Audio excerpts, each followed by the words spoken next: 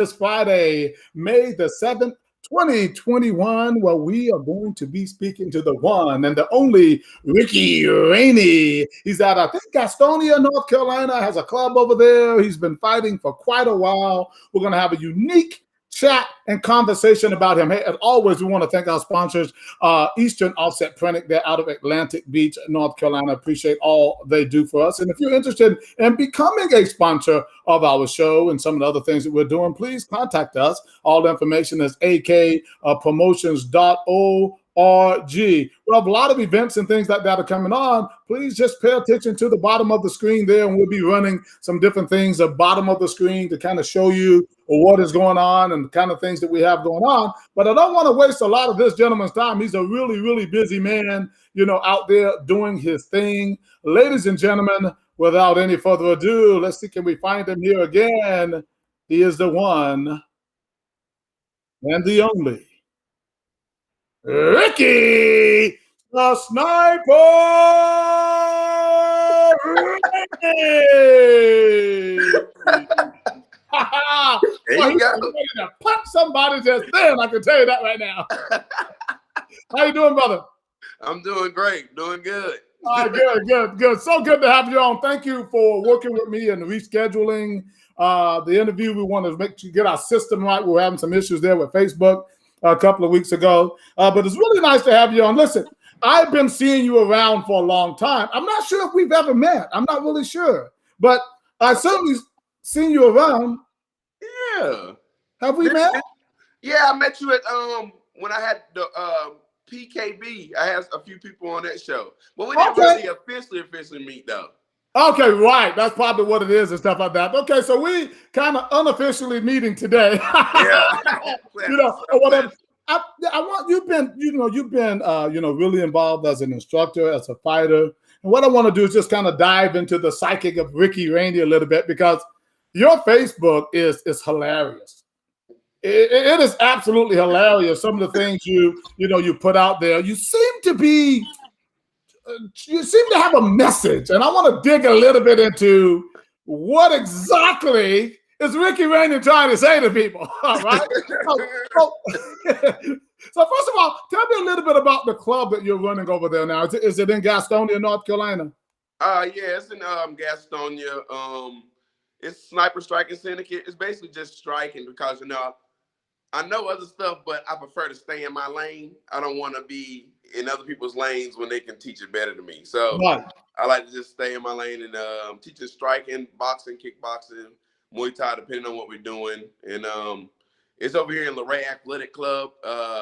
It's a powerlifting gym. It's different. It's not like any other gyms. And so I teamed up with my old partner. We used to work at the bank, and started training people here, and he became a student of mine, and I became a student of his, learning more about weight training properly. Oh, right. Nice. You teach men, women, and children? Yes. I don't do, if I teach the children, I make the parents come and do it with the children, so they don't just sit there and watch me. Right. Yeah.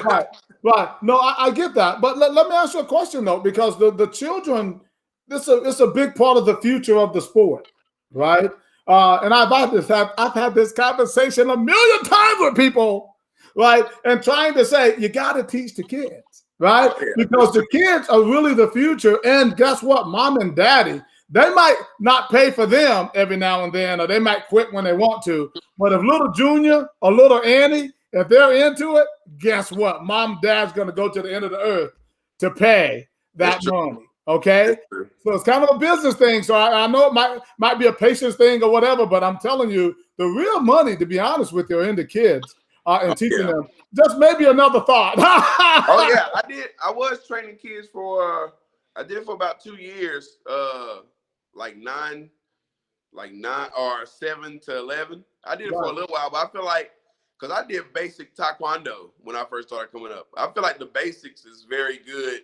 Like, I can teach you a bunch of stuff, but I feel like basic discipline of martial arts is better than just going into, I want to be a fighter or something. Right. That's not the way. No doubt about it. Well, you mentioned Taekwondo, which is also my background as well. Tell me a little bit about your experience as a kid. What age were you when you started? I started in '93, so I was 10 or so. Okay, Yeah, when okay. I started, and I did Taekwondo for almost about 2 years, but then got out of it. But I still watch like every Bruce Lee movie, Chuck Norris movie, Bruce Leroy, and I just did stuff on my own that I learned, and I just kept practicing until I got back into it. After Well, at 10 years old, that's an interesting age, which is a good age. I started when I was 12. That was back when the cavemen were doing kickboxing. dang, Well, it's I'm tough old. though. I'm old, man. But was there a certain reason that you got into martial arts? Um, well, when I was little, I got picked on a little bit, but I got picked on a little bit when I was younger, like everybody does. But it Yeah. wasn't like I got beat up or anything. But I was always just Bruce Lee. I just watched Bruce Lee, and I always, well, yeah, we used to rewind Oh and yeah. play again and look at it, and then just I did the moves. I always kick in the air and stuff, and then I just got into martial arts and realized the more that I knew, the less people mess with me. That's I mean, right. I didn't have to hurt nobody, but they Right. could see like, oh, not gonna Right. mess with that guy, Right. Well, it's kind of interesting when I was in martial arts as well, that thing that you're talking about, nobody really messed with you, because the story superseded me. It was like I would walk into a club or anything, and people would almost like part the Red Sea. Right? It was like by that time, people were telling stories like, man, I saw this guy kick an exercise, or I saw him break 10 bricks. I mean, they were like telling stories on me like that were crazy. You gotta Right? build that legend though. Let them do it. You right? Yeah, yeah. Well, yeah, it was kind of crazy all the stories they were telling me. They had me on another planet by the time, like by the time people actually meet me, they were almost fearful of me. Oh my God! But they find out, I was a nice guy. Yeah. So the self-defense thing was definitely there in getting into martial arts and kind of stopping people from messing with you. When was it that you decided that you had enough martial arts and enough confidence to actually fight? Oh, well, when I first started, I started at a gym. I was originally with Jeff Jimmo. I was with him back in 2009. Okay. That was when I started. I was working at the bank still. And he sent me over to a boxing gym, Phil Wills. He sent me to him. And we sparred like, it's doesn't, I guess people try to do it different ways, but I was an amateur. So we sparred like 5 to 6 days a week. Wow. Like, it's a boxing gym. So, it was a lot. And I did that for about a year. And then I was like, you know what? I should probably try fighting because I'm fighting anyway. Right. I'm fighting anyway in the gym. But, it's tougher. It's smart. I guess people got different ways of doing it. But at the end of it, you're in a fight. So you can't just be flowing if you don't have experience. You got to get hit, So, So what? About a year and then started an amateur career. Right. So tell me about your first fight. Oh man. But I feel like, I don't know. I don't try to say I'm tough and, everybody got different type of emotions. I feel like I felt like 12 emotions at the same time. You're like scared, nervous, happy, excited. And it's just, I feel like I cried before every fight up until I got to like, hold on, Ricky. Ricky, hold on, Ricky. Now, Ricky, Ricky, now, come on. This is Johnny Davis Live, real talk, real solutions. Okay, but listen now, are we exposing something here? I have never ever cried before a fight. I don't think. I don't know. Well, my coach really put a lot of fear in us, but I feel like that fear helped me too because he's like, he's old school. He's like, hey, people be getting amped up, like put in the hospital and stuff. And like, it's real. It's real. And so I'm like, I gotta hurt this person, or are they gonna try to hurt me? And so it'll bring tears to me. Like, and plus I really want to win because I did a lot of work. And so, everybody show it different. That was mine. And the times that I didn't do it, I lost. So. Okay. So you use that as a tool to actually kind of prepare you more. And listen, I have a saying that fear can stop you if you let it, and fear can also move you. So let it, right? Yeah. And so it all depends on how you deal with fear. Some people, they fight best when they're scared, right? Yeah. Now, I can't say I wasn't scared. I was scared, right? And so that made me train harder. That made me live a certain kind of life. That made, because when I went into that gym, you know what I'm saying, I wanted to pop somebody, I wanted to make sure that I wasn't going to get knocked out in there, even though it did happen every now and then, right? Yeah. So I understand the fear, no doubt. So as you move through your career, I want you to give us a little snapshot, if you will, of, where some of the places that you fought and some of the organizations you fought for. Snapshot. Well, I originally started with the regional circuit. It was the XFC. And then went to Bellator. I think I had 7 fights there. And then I had 2 in the UFC and With fought. Scott Coker. Yeah. So that's the screenshot. It all went fast. So, it's been like 11 years. Wow. That's a long time. Yeah. So it's not like it was just a very quick thing. I just stayed at it. Win or lose, I just get back in the gym, So like I said, when I talk on Johnny Davis Live, I don't necessarily get so much in specific records and like ABC interviews, right? But I do want to ask you about the fight that you won, right? No, let me start with the one you lost. It doesn't matter. Tell me about a fight that you lost where you felt like you learned the most from it. Oh, I learned the most from, I tell people all the time, I learned the most from the Michael Page fight. Why is that? Because my style was traditional boxing. Like, I was decent with my hands, so I would usually use a lot of boxing and not as much moving out of the way, Right. Like, I would just block and then throw back and fire. Right. Man, I punched that dude, he just moved out the way. I'm like, yeah. I can move just like that. Why in front of people? Right. That my style changed, and the hands went from just always here, intense, to just loose and able to move, and I think it helped my game a lot. Right. So that loss, you learned a lot. So a fight when you win, they say you learn more from losing than you do winning. Yeah. So on a fight that you won, though, was there an assessment? Did you have the gravitas or whatever to go back and say, okay, I won, but what did I learn from that win? I don't, that is true. You don't really learn. You don't really think about that, right? Hey, look, all you know is I won, so I must be good enough, right? But I always know, like, my thing is always, because I'm pretty athletic, that I know that I always need to keep my cardio high, because I can be fast, twitchy as I want, but you got about a minute and a half of that if you out of shape, or 30 seconds if you're really out of shape, So it's like, I always knew I had to keep my cardio real high and learn from winning. I don't know. You really got to lose to learn the most, though. Like, there's no doubt about it. But there's certainly lessons that you learn from winning if you do a little retrospect and everything. But we can certainly cover that another time. There's no doubt about it. But it's definitely lessons. It's lessons in everything that we do. There was something interesting that you put on your Facebook page as well. You talked about a family. You said family and health is first, martial arts is second. If I'm going to die tomorrow, I'm going to live today. Okay. Is there something about dying that you obsess with? I mean, like, maybe some people are thinking about dying every day, and what legacy? Tell me a little bit about your thoughts in writing that. Well, I mean, I say it to my sister all the time. You say it all the time. I'm like, I mean, I am gonna die, so I don't see how people I feel like you live more in the moment and live for today if you realize you're gonna die.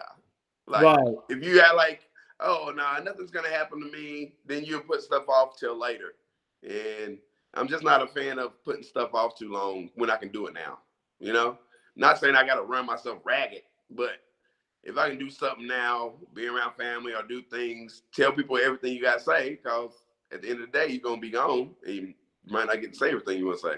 Right, so everybody know me, know how I feel about them. And either, and most people, if I'm talking to them, I'll probably deal with them. So, Yeah. Well, let me shift right there, and since you bring it up about time, let's talk about really quick about your mom, Yeah. because I wanted to infuse Mother's Day, Happy Mother's Day to everyone around you, all the women around you as well. Is your mom still around? Oh yes, yes. Okay, good to hear that. So you talk about time. Do you feel that sometimes there is a sense of urgency or spending time with her because clearly she's older and maybe won't be here forever? Of course, she won't. Based on what you said in that earlier quote, right? How does that relate with your mom? Oh, I see my mom every day. Yeah, my mama's. Mm, I don't care. I mean, I've been out here single forever. My mom, that's the only woman I really. Me and my mom and sister are they're the women in my life. I'm not really worried about anybody else. okay. Because yeah, so I see my mom every day. So it's not like, even So, if I'm curious about I'm curious about that with the mom. With the mom, is there dad? Is there dad? Was your dad in your life? yeah, but he passed away Yeah, a few years ago. Yeah, he yeah. passed Sorry to hear that. So you kind of took on a kind of another role. Is that what I'm hearing? Yeah, yeah. I was always on mama. I mean, my dad was a good person too, but I was always on mama's side. Yeah, right. Yeah, I think my son's like that too. yeah.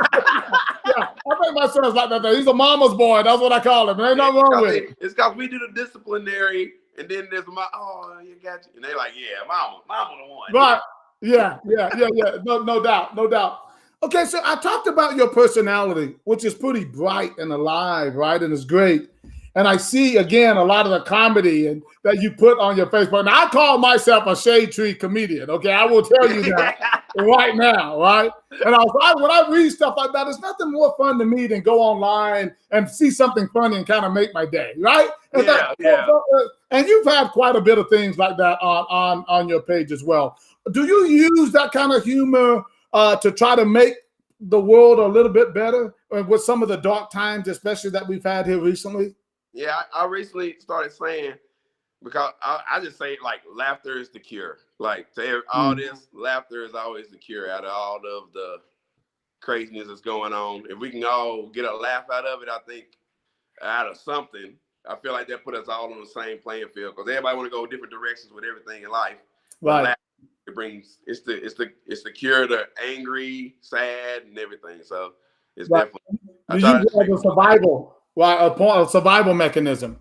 yeah. Right. Well, I think it's really good. When are you happiest? When is the happiest time for you in your life? What are you doing when you're at your happiest time? Um, what am I doing? I'm usually happiest when I mean, I enjoy training stuff, but usually doing dancing and going on adventures. I like going on. Dancing. What do you mean dancing? What do you mean dancing? I mean, just dancing. I be pop locking. Ah! Video. Like last quarantine started, I started looking at break dancing videos and just started learning how to break dance. And I enjoy dancing. Anything that can make you feel free. So I don't care if people did judge me when I dance, but I enjoy dancing, singing, just I was in chorus and I was in chorus in junior high. So Can you sing? a little bit, not right now. Right now. Ah! Hey, be Nah. careful what you talk about now, because I'm telling you, I'll put you out there. We talk about the happiness. Of course, there's a downside of things when people, go through tough times in their lives. And again, a lot of us have had to deal with a lot of things with this COVID things, cut business shutdowns and delays and people dying all around us and everything. When you're at your lowest, what do you call on for power or strength or for some courage or whatever? And that's you can answer that any way you want. What do I call on? I mean, I've sort of been getting into more like a Buddhist way of thinking because there's not a lot of anxieties and things like that. Mm-hmm. So I just I understand that it's a storm that's just here. Like As long as I can control my mind and my emotions while the storm happens, then it usually passes, you know? Right. So, because if I get in my feelings, it always looks aggressive, and people are always like, "Oh my God, he's gonna," you know. So I I just try to be do. real. I've taken a lot of time to myself to learn my tolerance level and when I'm feeling triggered and all this stuff, so I can control it before it gets out of hand. So I just, if it's out of my control, I pray. I was brought up Christian, so I pray to a higher power when I can't control it. If I can take control of it though, I do the work. I don't pray for it. I try to do it myself. But if I can't control it or change it, then that's only one thing I can do is pray and hope it, Right. things better. Yeah. Right. Well, I think that's an important factor. I mean, people have different mechanism for, surviving and getting along, getting along in society. But I noticed that, I want to get a little bit deeper here and ask you a question about, because I noticed too that you seem to like get along with almost everybody. Black, white, pink, yellow, green. Uh, what strategy have you found to look beyond a person's skin color to be able to find that true person? Oh, I mean, I don't know. I just treat everybody the same. We all just come from different cultures. We all made of the same stuff. You know, like Right, I'm never gonna talk to anybody about their religion or their politics. I'm never gonna push anything. Just let me know who you are. right, As long as you're in a serial killer, I'd be like, oh, you okay? You're cool. Like everybody got different stuff. So I just get along with anybody however they are. I can't. And I've always found it weird that people come into people's lives and be like, that's what you do? You need to change that. Like, right. come on. Like, it's weird. Like, it's common sense to me. Like, I just accept people how they are. I mean, at least in that moment, if we really don't get along and I just be nice, then they'll never see me again. It's cool. Right. It is what it is, right? You live Yeah. your life, you stay in your lane, I stay in mine. Yeah. So I just try to, I don't really have to try. I just get along with everybody as long as they can, be respectful. Sometimes, even talk junk back and forth banner. That's fun to me. As long as it ain't like, you know, angry banner, but I can go back and forth and play around all day. Right, Yeah. right. Has there been a time in your life when something really was tough, where you had to actually kind of turn your life around? Did you ever go down the wrong direction, right? And then you saw it was going down the wrong direction and you had to make a big U-turn? Have I? Everybody has sometimes, I think. Yeah, I don't know. I really didn't. I guess at some point I did. Like, basically athletics did that for me though. It made me realize like I had to do more and be better. It's like I didn't really do nothing crazy in my normal life that made me be like, man, I need to change this now or it's gonna kill me. It basically starts just to make me better at the things I love doing. You know. Right. I think that's perfect. Just a couple wind down questions here. I see something that I think people might pay attention to. Those biceps. Oh, My God, man. nah, I tore. This one. This was a tour bicep. It's not even. It's not like I'm swole. It's just I tore it in like my seventh fight, and so it always looks like I'm ripped up. It's just tore. Oh, That side's tore, and this one's not. So oh, it always looks okay. like I'm flexing, but I'm really not. Well, speaking of that, what type of injuries have you had in the fight game, man? I know. All right, let's start that list. No, hey, like real talk. Fighting is tough. Tough. I saw you hold your finger up a little bit earlier. It kind of looked like my little broken finger right here. Yeah, it's right here. Ah! Right?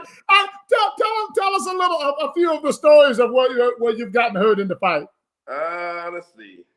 Yeah, I tore that up, that ligament. I broke my hand on the side. Or was it over here? Over here, I broke a hand. I got cracked over the bone. Whoa. Stitches. My eyelid was cut open. My. I got a fractured nose. Tore rotator cuff. Let's keep going.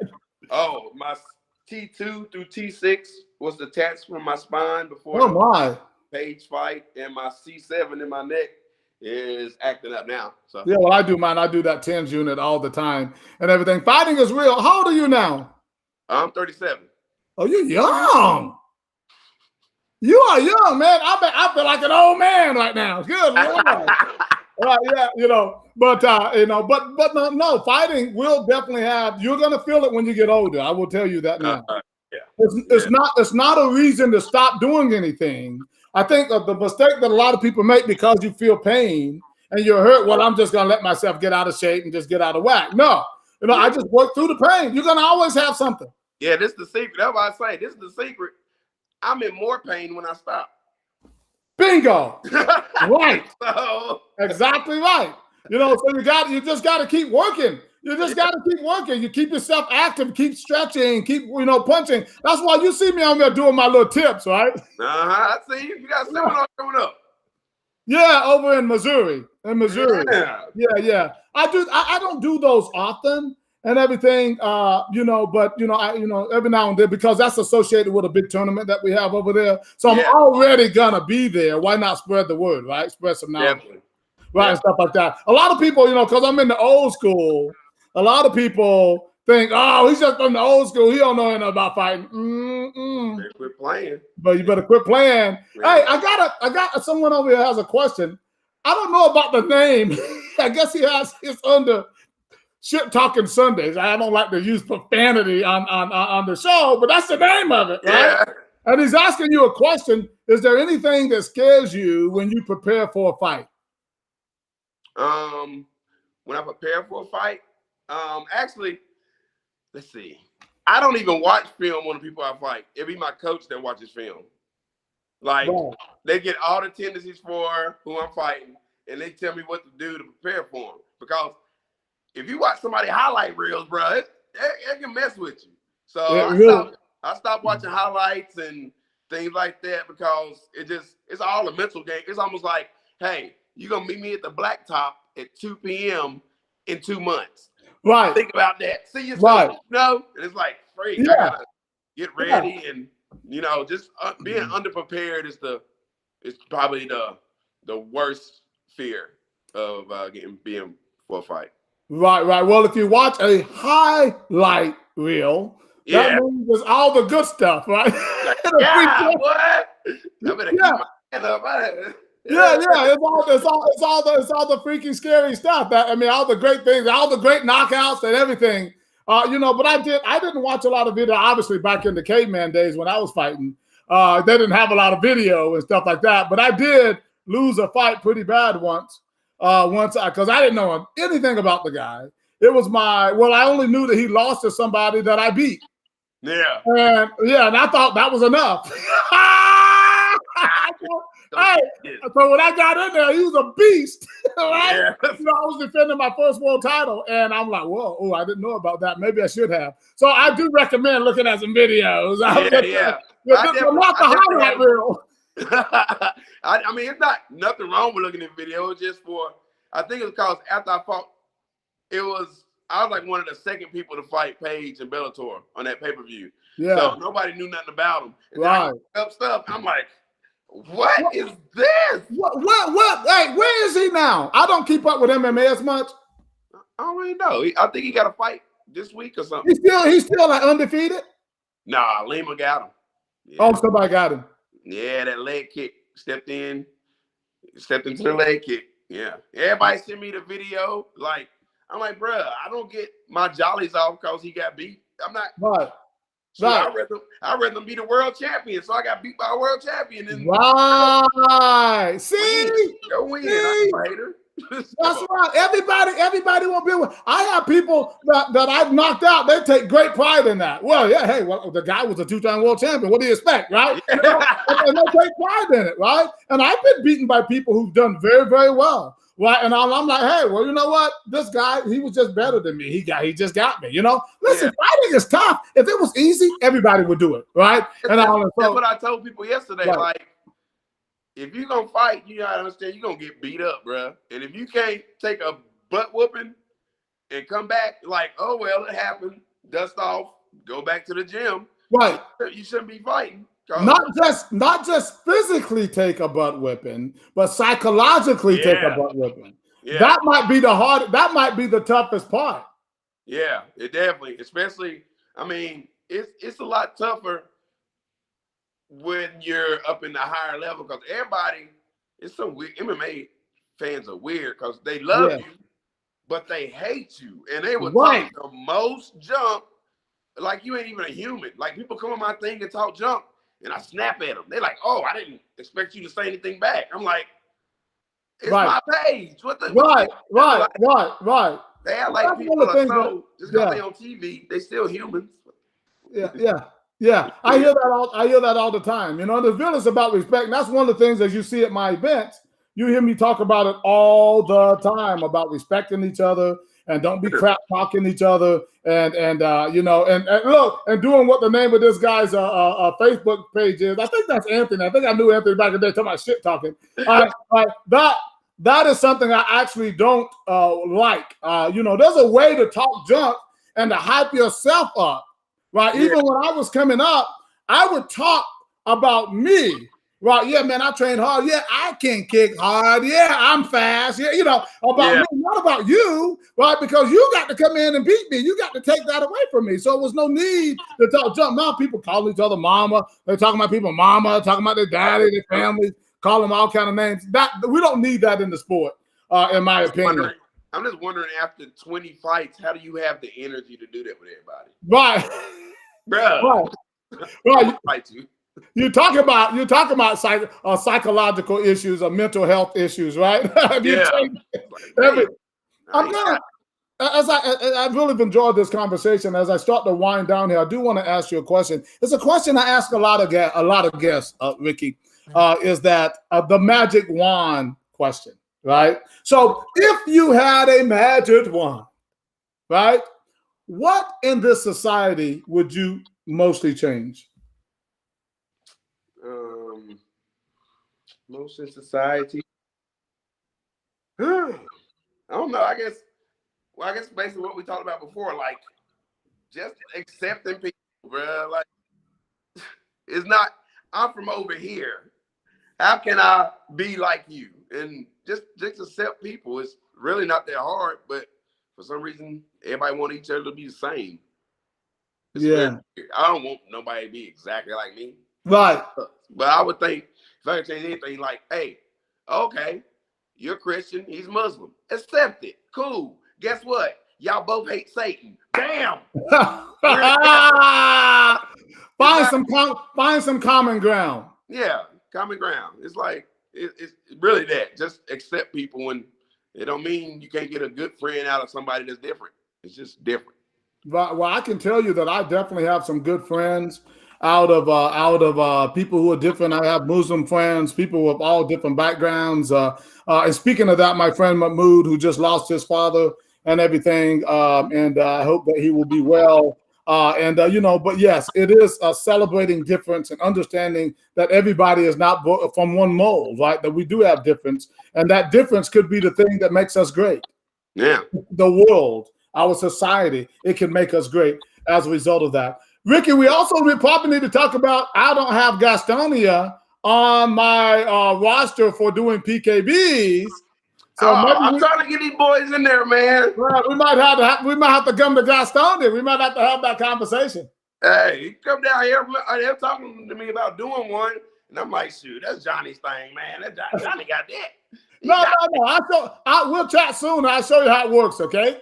Okay. Yeah. Please do, because I mean, I got a lot of guys, and I'll be like, I'm gonna put you in a PKB thing. They're like, no, I want to fight full. Right. And then they go get hit, and they're like, thank you for not letting me go full speed. I'm like, you're welcome. Right. That's exactly why I created this over 30 some years ago for people. And some of these people's egos just will not allow. They go, oh no, I just want to go in the ring and everything. And I do, well, you know what? That is just not the way it works. You need to get in there and you know, test out your conditioning, your defense and offense first. That's why we have the PKB. And most people will quit and never do it again. Right. They get beat up and never do it again.